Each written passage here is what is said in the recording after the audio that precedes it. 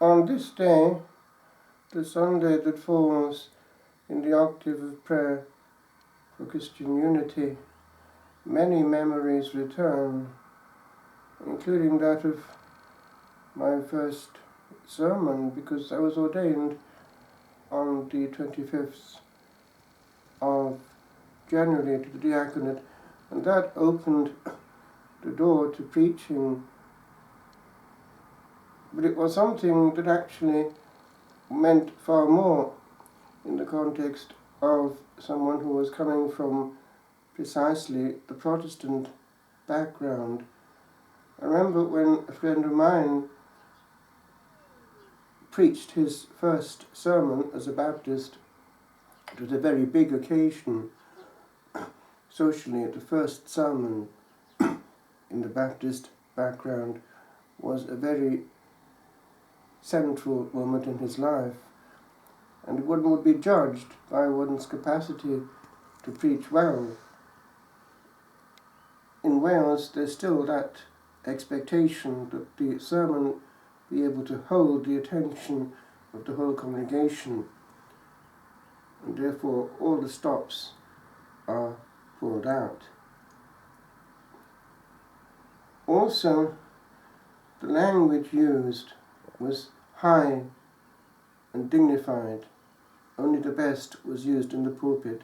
That applied also to prayer, for the preacher was also expected to be a mystagogue, able to lead the whole congregation into the presence. And there were many ways and means of doing that. It was done with the tonality of the voice, with the intensity of thought, even the expression of the bodies and the hands, the eyes, closed of course, but as you were looking upwards. And again, the preacher would be judged by his capacity to lead well or not in prayer. For the second part of the service was that of the long, spontaneous prayer. And again, always in very high, elegant, perfect Welsh, and using also deliberately, but instinctively, archaic expressions, biblical ones from the Old Translation, but it was all done in a way that actually worked. It created an otherness, an atmosphere which suggested the all-holy. Now, we need to be aware of that when approaching our brethren across the globe, when it comes to where they're coming from. And the last thing we want to come to is a situation of presuming that we are superior to them on every level. To have fullness of theological truth is one thing, but it doesn't always follow that we have a corresponding growth in sanctity. And this, if it's correctly understood, would be a good basis for true ecumenical dialogue. What can I learn here? One other element that also was hugely played on was the creation of beauty. It was only in some certain extreme forms of Protestantism that was excluded. Thank God, the mainstream Protestant denominations maintained the beauty of hymn singing. And in countries like Germany and Wales, England too, it meant a growth in literature, music, and culture.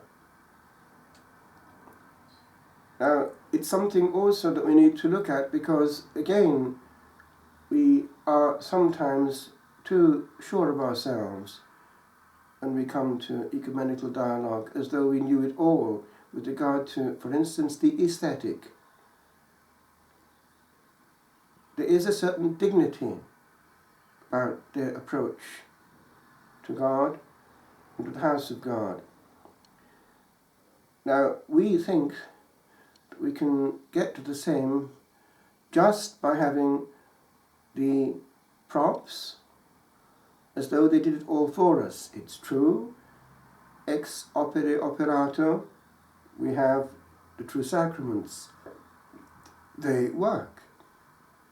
But it doesn't always mean that the fullness of what they contain has its effect on each soul coming.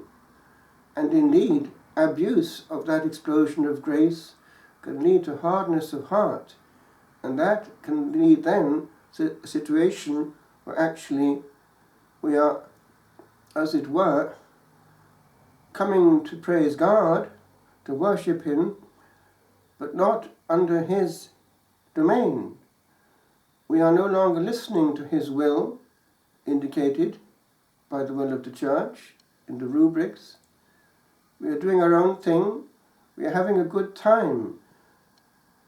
And there again, we need to be careful, because pride can raise itself up in many different forms, and the more subtle they are, the more insidious. So humility might be a grace to ask for in this week of prayer for Christian unity.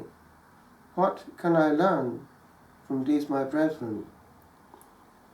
I know for a fact that it was because of good evangelical school friends that I came to a personal encounter with the Lord at 13.